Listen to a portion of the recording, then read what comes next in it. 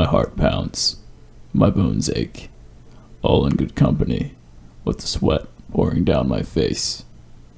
All this effort, when there's nothing to be gained, is what a loser would think. There is no greater joy, no greater victory than giving it your all. It proved difficult to find solace greater than this.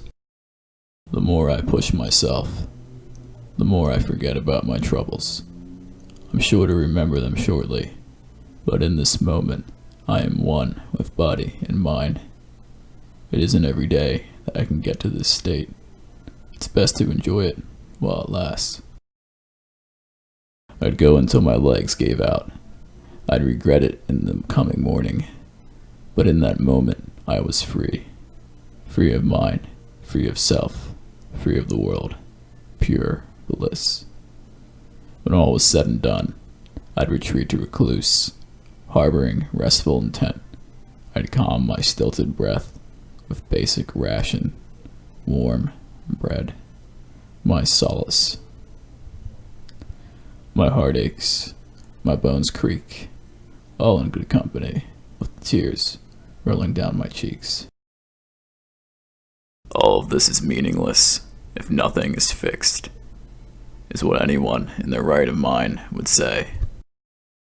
But there is no greater retreat than one's emotions, nor is there a greater defeat than one's emotions. I'd find it hard to disprove either notion, much less an in-between. The more I think about it, the less I'm comfortable with it. I'm all too sure that a mind can never reach such equilibrium.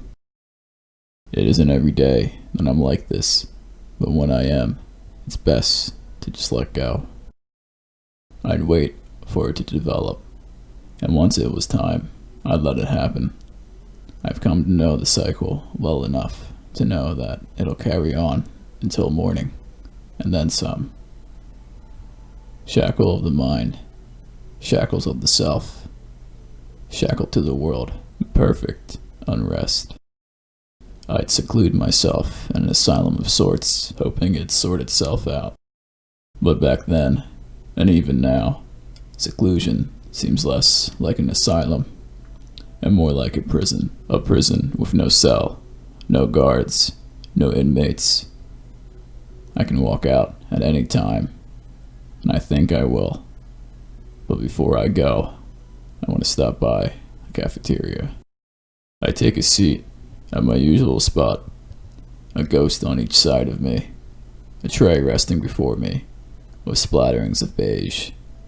For it is fading, for it is old, for it is molding, and so is the bread that lies gently on the surface. At least, it's warm.